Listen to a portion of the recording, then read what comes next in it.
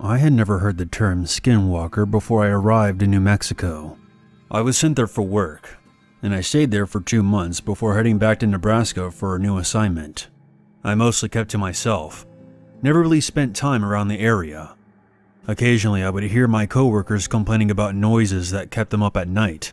I didn't care much for scary stories, and I didn't care about what was outside, as long as it wasn't messing with my sleep. The men seemed to enjoy the creepy stories from the locals, and would kill time talking about what they had heard that day. At first it was all fun. The men would talk about paranormal sightings. Not having lived through anything like that made it intriguing. However, it wasn't until one of them didn't show up for work that made the rest of them start taking the stories a little more seriously. The man was found hiding in his trailer. I didn't see him personally, but the team was told that he was sent to a nearby hospital. One of the men that found him told us that he was huddled up in a small corner mumbling to himself over and over. "Hooves. Eyes. It laughed.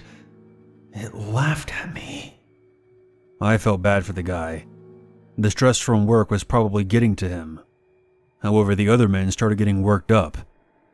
One night, I made my way to a local bar and found 3 other guys I worked with talking to the bartender about the possibility of something paranormal happening back at camp. The bartender wasn't too happy about the guys bringing up folklore they knew nothing about, and occasionally left to serve the other patrons, trying his best to ignore the 3 of them. One of the men started talking about skinwalkers, while the rest listened closely. They had all had a few drinks in them by this point and were getting pretty loud. Everyone at the bar, including myself, started to look at them, annoyed about how obnoxious they were acting. I was thinking about how stupid the men were looking when I noticed an older man dressed in farmer's attire, who appeared to be Native American, was listening in on the conversation. The man looked angry and approached the group very slowly before standing behind them, not saying a word. One of the men from my team looked at him and asked him what he wanted. The old man did not respond and just stared at him. I stood up from my table hoping that none of the drunks from my team would be dumb enough to start a fight with the old man. He just stood there and stared blankly as the men started taunting him. Eventually, the 3 of them got bored and turned their backs on him. It was when the subject of skinwalkers came up again, as when the old man finally spoke. "Stop talking about something you know nothing about." The men turned around and stood up. I moved in closer in the hopes that they would see me and back off. The old man stood his ground and told them not to be disrespectful and not to meddle in things that were beyond their understanding. The men got irritated, and right as one of them took a step towards the old man, I finally intervened. Being somewhat their superior, the 3 of them finally left the bar, shaking their heads. I turned and apologized to the old man, and said that they were just a bunch of immature kids that didn't know how to handle their alcohol. That's when the old man warned me to be careful. He said that the locals didn't talk about that subject, and that acknowledging it would only bring unwanted attention. Not wanting to be rude, I simply nodded and told the old man that I would keep an eye out on my team. I returned to camp and saw one of the men from the bar asleep on a chair in front of his trailer holding a beer. I didn't really care to wake him up. His drunk ass can sleep outside, and without giving it another thought, I went straight to bed. It must have been around 3 in the morning when I woke up to the sound of men outside yelling. I got up and walked out, still half asleep, and I saw that my coworkers were crowded around something. I walked up to see what the commotion was all about, and was overwhelmed by the coppery stench of fresh blood and the sight of a dead man with his throat slashed. It was one of my coworkers from the bar, the one who I had seen passed out outside of his trailer just hours prior. Apparently the man had taken his own life with a shard from a broken bottle. I had to walk away because I was feeling sick to my stomach. I made my way up a small path and eventually vomited. When I was finished, I was about to walk back when I heard something behind me. When I turned around, the darkness did not allow for me to get a good look at what was up ahead. but I was able to make out the figure of someone standing not too far from me.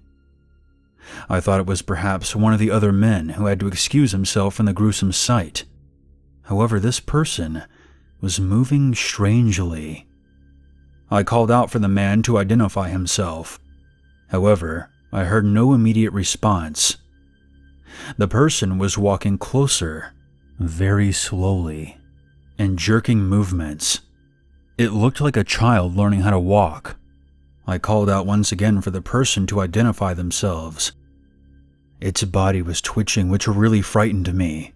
I took a step back, heart pounding in my chest, on the verge of total panic. It wasn't until he came closer, and the moonlight hit his face, that I realized that this thing was not human. The body was a mesh of what had been Carl, the man who I had just seen dead moments ago. However, the skin looked contorted and stretched out, as if it were being worn as a mask. Its legs looked awkward and unnatural, and that's when I noticed a pair of hooves. I ran out of there as fast as I could. I glanced back in the hopes that it wasn't following me, but I no longer saw the strange figure in the moonlight. Everyone was so focused on the body that no one noticed me running back into my trailer. The cops were already on their way because of Carl's death. I sat in my trailer not knowing what to think, say, or do. I waited for the sheriff to arrive before going back out. A huge lawsuit was filed against our company for not completing the job. However, no one would go back to work after what happened to Carl. There were also a few more reported sightings of a strange animal lurking outside the campsite at night. I was one of the first men who was packed up and ready to go. I visited the local bar one last time in the hopes of finding that old man that I had spoken to before. He was in the same spot he had been, drinking. Before I could even get a word out, he spoke. I warned them. You can't go around talking about stuff like that and not expect anything to happen. I then asked, did he really take his own life? Or was it? The old man put down his drink and looked at me dead in the eyes. Don't speak of them. You'll only attract attention to yourself. The old man then got up and left without saying another word.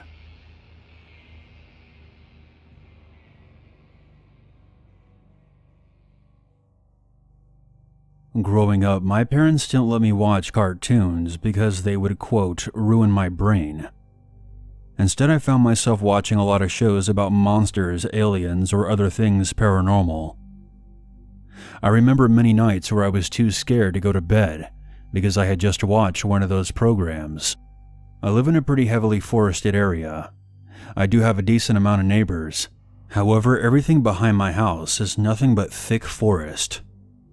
When night falls, the darkness consumes my entire neighborhood, which is rather small. Whenever I would take out the trash at night, or come home from work around 2 a.m., I would sprint to the front door and turn around, looking out for whatever may be lurking in the darkness as I unlocked the door and quickly slid inside. Even though I've been through grade school and am in my final years of college, I still imagine those hideous monsters I saw on TV chasing me down and killing me if I don't get away fast enough. I don't think I'll ever get out of this jumpy stage in my life. Of course I wouldn't. Not after that night, that experience with that thing. About 3 years ago, some relatives from Europe came to visit some family members I had in Vermont. At the time, my parents chose to drive up to Vermont to attend the gathering, since it had been almost 15 years since our last visit, leaving me to drive up on my own the next day after my classes ended, since it was spring break. After coming home to pack for the visit, I hopped in my car and put the address into my GPS. At first it told me it would be a 6-hour drive, but when I hit the button it notified me that there was heavy traffic due to some construction work. That 6 hours grew to 8.5 hours. Great. This was going to be a fun drive, much longer than I remember as a 7-year-old. I left at a decent hour, and by that I mean it was around 8 o'clock at night. Hopefully I would avoid some of that construction work that was causing the heavy traffic, About an hour in, I stopped for some snacks and soda at a BJ's convenience store, and I also filled up my tank while I was there. By this point, I was feeling pretty good about my drive, thinking, an hour just went by so fast. What's another 7? Finally, I was on I-91, and after almost 3 hours of driving, I was at the part where it would slow down, as this area of the highway was under construction for what looked like several miles according to my GPS. Although there was no construction being done at this hour except for a few diggers on the shoulder, the road patterns were still constricted by traffic cones, and a cop that pulled somebody over right in the middle of the road.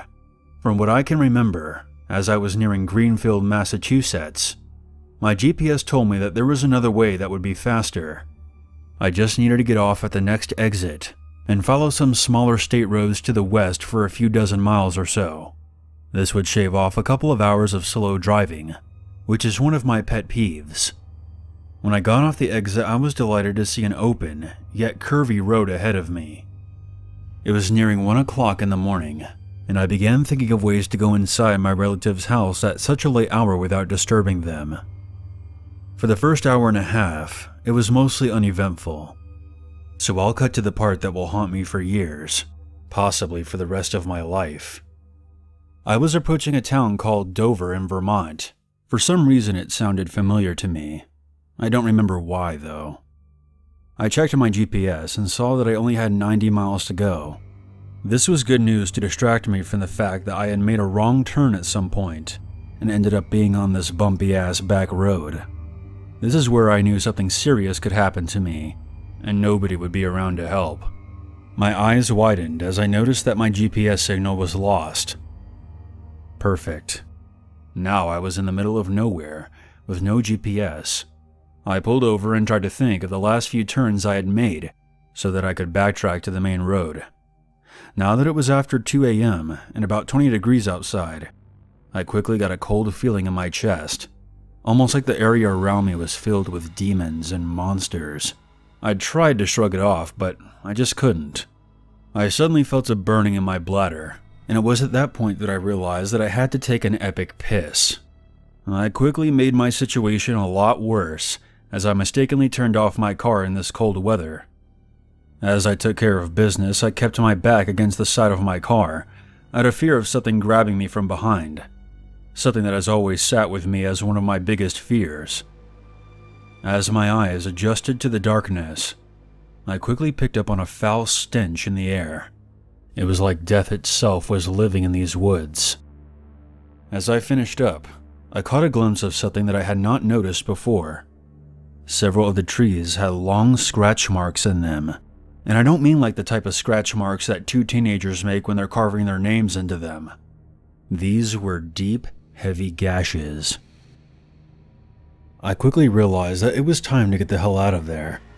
I felt the darkness closing in on my car as I got inside. I turned the keys in the ignition about 4 times, until my old car finally turned over. It was a mistake to turn it off. I rejoiced in the fact that my car magically started, despite being 20 years old. However, that quick feeling of bliss disappeared. As soon as I remembered, I was still in the middle of nowhere, with no cell phone reception. I made a U-turn, catching another glimpse of the gashes on the trees. My headlights caught something moving in the distance among the trees. I stopped the car so I could get a better look. Was it a person? I thought to myself what I should do in this situation. Should I help them? Or were they here to rob me or steal my car? When the figure walked into the light, I could tell that it was in fact a man. When the figure came within about 30 feet of my car, I rolled down my window and was about to question him when he shouted at me, "Run! There's something evil in these woods. Don't worry about me. Just get the hell out of here." The person came within the rays of my headlights, and I caught a glimpse of his body. My heart jumped into my throat as I saw that his left arm had been ripped off, and he was bleeding profusely. At that moment, I knew that it was time to go. The thought crossed my mind that this was some kind of sick prank, but as the man got closer, I could see that he was really bleeding and suffering. My mind then went on autopilot, and I floored it out of there. the man's words echoing in my head. I felt bad for leaving him there. What could I have done for him anyways? I was pushing about 90 miles per hour in my car, but time itself felt like it was moving slowly, as all the dark and evil creatures from my memories flashed in my head. Was it one of those things that I had seen on TV? Just then, I remembered why Dover sounded so familiar to me. The story of the Dover demon from the 1970s or 1980s, when a college student saw some kind of humanoid figure walking by the side of the road. I got nervous now. I was in this creature's territory, and it was not happy, seeing what happened to that man. Was this really happening to me?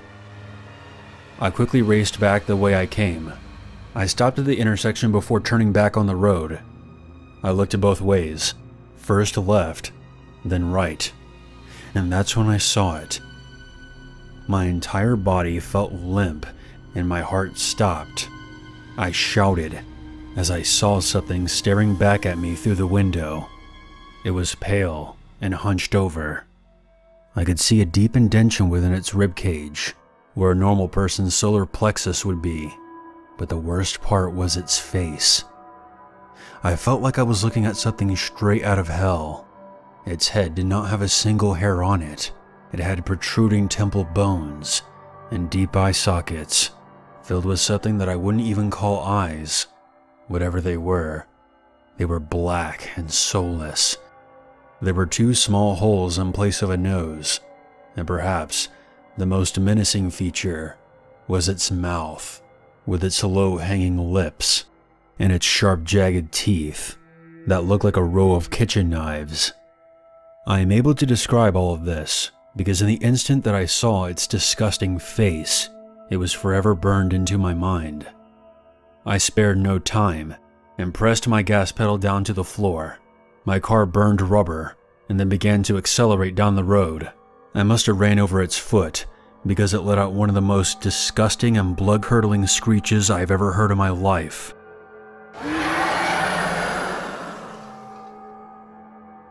I think I may have actually shit my pants when I heard that sound. It sounded like a mixture of a psych ward patient and a horse being shot in the chest with an arrow. Now the chase was on. The creature began to run after my car. I gradually approached top speeds, but the thing kept gaining ground on me. If I had not been in that situation, I think I would have been impressed by the creature's ability to run so fast. The road was curvy, and I had to slow down to avoid crashing. I knew that it would be game over if I wrecked. This thing could easily rip me to shreds and leave no trace on my body within seconds. The reduced speed allowed the creature to keep pace with me. I then came to a fork in the road. I took the right lane and accelerated. The road straightened out as I went over a bridge, and then I picked up even more speed, edging to about 110 miles per hour. I gazed into my rearview mirror and saw something that made this situation even more disturbing. In the distance, I saw 5 more figures come out from under the bridge. They then joined the first one, as they all sprinted towards my car. A morbid thought entered my mind. I would take my own life with a knife in the glove compartment, rather than be a victim of these hideous creatures. I wouldn't get the chance to say goodbye to my parents or relatives. The contorted bodies in my rearview mirror were gaining on me. I could even hear them shouting and wailing in unison. As I leaned over to get the knife out of my glove box, I caught something out of the corner of my eye. It was a sign to get back onto Interstate 91. This was my salvation. I had a chance to lose these creatures on the highway. I yanked my steering wheel, nearly wrecking my car getting back onto the ramp to I-95. I sped up the ramp and made an illegal left turn, going down the highway the wrong way for about 500 feet before turning back around. At this hour, there was barely anybody on the road. These demented creatures entered the highway the same way I did, but they ended up chasing another car instead. The driver of that car must have noticed these things chasing him, as I heard his loud exhaust rattle as his car disappeared down the highway. He seemed to have a much faster car than I did. The vehicle managed to outrun the creatures, and I observed from a distance as they dipped back into the woods on the side of the highway and were finally out of sight. I was able to get a signal back on my phone, and I was relieved to see that I was only 30 miles out from my destination. I cautiously drove the rest of the way, checking my mirrors every 5 minutes. Luckily, when I got to my relative's house, they had left the garage door open for me. I briskly pulled my car in and shut the door behind me. I was shaking, and I felt sick. I eventually calmed myself down and looked over at a clock that was mounted on the garage wall. It was 3:52 a.m. I figured that it was time to get some sleep. And I wish I could tell you that my nightmarish tale ended there, but unfortunately it does not. For the rest of my visit, I enjoyed several activities with my family, and I nearly forgot about the hellish experience I went through on my way up there. However, on the morning of the day of my last visit, I woke up super early, around 7 a.m. I had a little bit of a hangover from drinking all night with my uncles. I got the sudden urge to buy my relatives from Europe a cheesy parting gift, as it was possible that it would be another 10 to 15 years before I saw them again. I mustered up the strength to get up and get dressed and drive to the local Walmart. I parked in a spot by the side of the store. I quickly went inside and bought some cheesy cards and some other small items to give to my family members. As I rounded the corner to get back to my car, my heart once again fell into my stomach, and I stopped dead in my tracks. Beyond the parking lot was a tree line, and I found myself staring at the man with the missing arm. He called out to me, "They're coming for you!" All sorts of alarms went off in my head. How did he find me here? Or better yet, how is he still alive? What was he? I panicked and ran back into the store. I waited inside for nearly 45 minutes before coming out again. This time, the coast was clear, and I safely made it back to my relative's house, just in time for brunch. That evening we all said our goodbyes. I then hopped in my car and followed my parents back to our house in New Jersey, making sure we stayed on I-91, not taking any back roads. When I got back, I did some research about my encounter and learned what I saw that night were creatures known as Skinwalkers. I also found out that they can shapeshift into human forms to play tricks on people and lure them to their doom. This revelation made me feel nauseous. Time passed without any further incidents. The next year I got accepted into a medical school in Boston, and I was delighted to spend the next few years of my life in an urban area, away from any threats lurking in the night. However, I am still extremely nervous driving at night, and I'm also wary of strangers that I see on my travels. I'll end this by saying please be careful driving around isolated areas at night. You never know what you might encounter.